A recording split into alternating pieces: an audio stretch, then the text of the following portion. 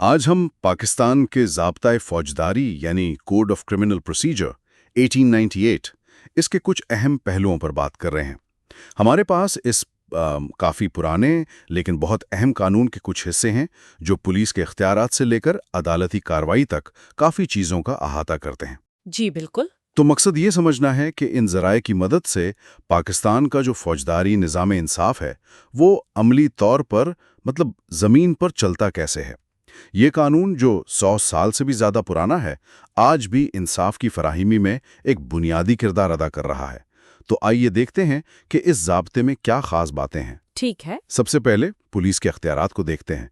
ज़राए हमें बताते हैं कि पुलिस को कुछ संगीन नोयत के जराइम में, जिन्हें काबिल दस्तंदाजी कहा जाता है, जी, कॉग्निजेबल ऑफेंसेस।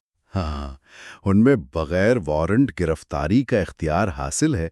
यानी ऐसे जराइम जिन पर पुलिस, आप कह लें, फौरन एक्शन ले सकती है, गिरफ्तारी कर सकती है। इसके अलावा आवारागर्दी करने वालों या जो आदी मुजरिम होते हैं, उनकी गिरफ्तारी का भी जिक्र मिलता है।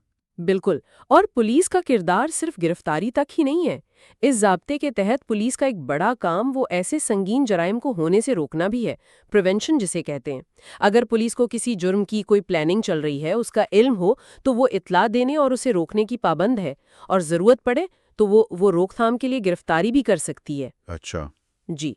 और फिर तफ्तीश के दौरान गवाहों के बयानात लेना, ये भी पुलिस की जिम्मेदारी है।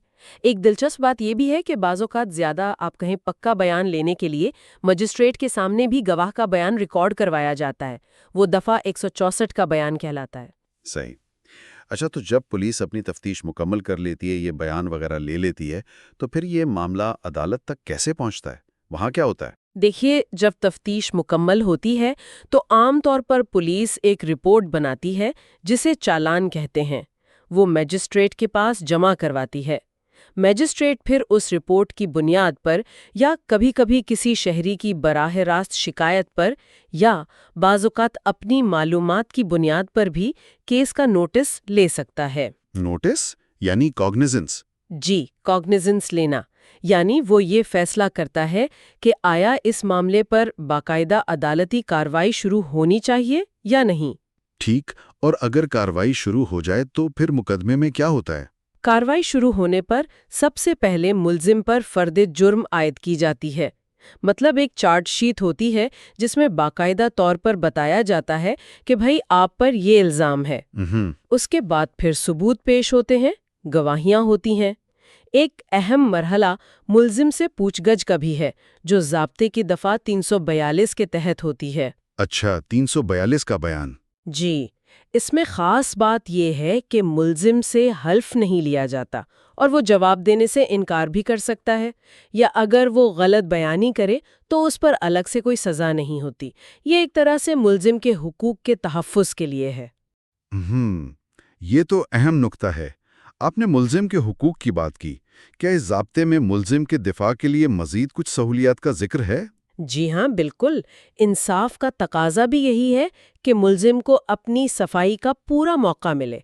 ज़ाब्ता कहता है कि हर मुल्जिम को अपनी पसंद के वकील के ज़रिए दिफा का हक हासिल है, बल्कि अगर मुल्जिम चाहे तो वो खुद भी बतौर गवाह पेश हो सकता है, लेकिन फिर ज़ाहिर है उस पर वकील इस्तिगासा जर्ह भी कर सकता है। सही। और ज़ाब्ते में ये भी बताया गया है कि अगर कोई मुल्जिम मान लीजिए ज़हनी हालत की वजह से या किसी और वजह से अदालती कार्रवाई समझ ही नहीं पा रहा, तो उस सूरत में क्या करना है। ठीक। तो मुकदमे की समाअत और शवाहिद के बाद फिर यकीनन फैसले और सज़ा का मरहला आता होगा। उस बारे में ज़ाब्ता क्या कहता है? बिल्कुल, ज़ाब्ते में ये वाज़ेह है कि फ़ैसला खुली अदालत में सुनाया जाना चाहिए। ये भी बताया गया है कि किस अदालत को कितनी सज़ा देने का इख्तियार है। जैसे सेशन कोर्ट है, वो तो उम्र कैद या सज़ाए मौत भी दे सकती है, लेकिन सज़ाए मौत पर अमल दरामद से पहले हाई कोर्ट से उसकी तस्दीक वो लाजमी है। अच्छा, हाई कोर्ट की तौसीक ज़रूरी है। जी। इसी तरह सज़ाओं पर अमल दरामद का यानी एग्जीक्यूशन का तरीक़ा कार भी तफसील से बताया गया है। यहाँ तक कि अगर किसी खातून को सज़ाए मौत हो और वो हामिला हो तो सज़ा को बच्चे की पैदाइश तक मुलतवी करने का भी हुक्म है। ये भी अहम है।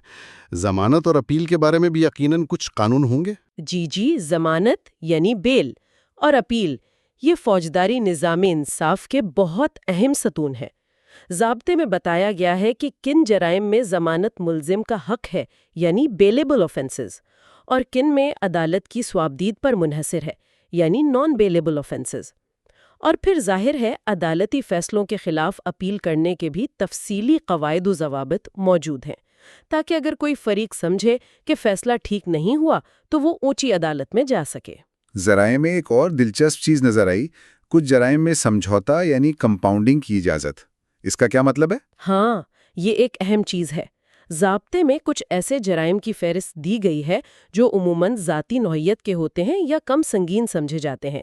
ان میں فریقین یعنی شکایت کرنے والا اور ملزم آپس میں راضی نامہ کر کے مقدمہ ختم کر سکتے ہیں۔ اسے کمپاؤنڈنگ کہتے ہیں۔ اچھا، راضی نامہ۔ جی، اس سے عدالتوں پر بوجھ بھی کم ہوتا ہے اور فریقین میں جو رنجش ہوتی ہے وہ بھی ختم ہو سکتی ہے۔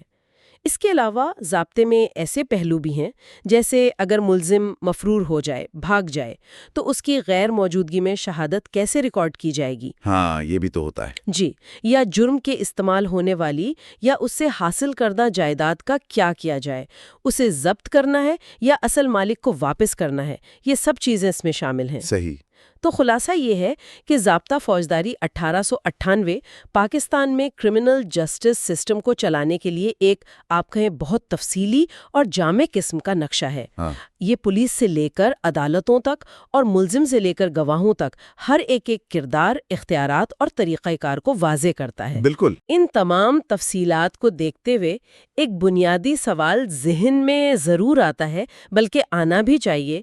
کیا یہ قانون جو ظاہر ہے برطانوی دور میں بنا تھا اور اب 100 سال سے بھی زیادہ پرانا ہو چکا ہے، آج کے دور کے جو تقاضے ہیں، جو نئی ٹیکنالوجیز ہیں جیسے ڈیجیٹل فورینزکس وغیرہ، اور جو بدلتے ہوئے سماجی حالات ہیں، ان سے پوری طرح ہم آہنگ ہے؟